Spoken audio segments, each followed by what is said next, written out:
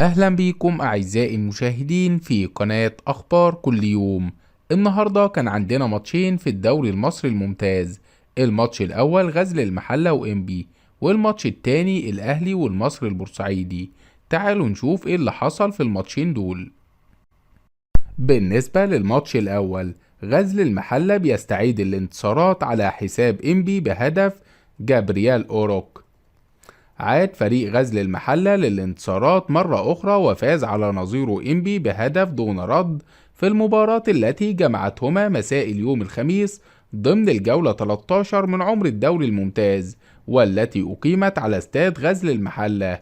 جاء هدف المباراة الوحيد في الدقيقة 39 عن طريق اللاعب جابرييل أوروك عقب تسديدة اللاعب من ركلة ركنية لتسكن شباك الحارس عبد العزيز البلعوطي. بهذه النتيجة بيحتل فريق المحلة المركز الخامس بجدول ترتيب الدوري الممتاز برصيد 21 نقطة، بينما توقف رصيد إنبي عند النقطة العاشرة محتلا المركز قبل الأخير. بالنسبة للماتش التاني، الأهلي بيتعادل سلبيا مع المصري في مباراة الفرص الضائعة. تعادل الأهلي سلبيا مع المصري البورسعيدي خلال المباراة التي جمعتهما مساء اليوم الخميس باستاد برج العرب بالإسكندرية ضمن الجولة 13 من عمر بطولة الدوري الممتاز.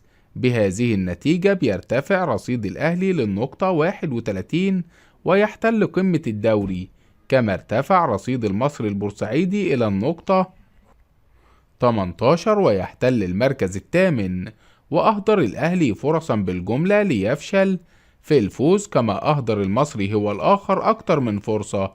وأدار المباراة وليد عبد الرازق وعاونه كلا من سامي هلهل مساعد أول وعماد العقاد مساعد تاني وصبر إبراهيم حكم رابع، إضافة إلى عبد العزيز السيد كحكم فيديو وهاني خيري كحكم مساعد للفيديو.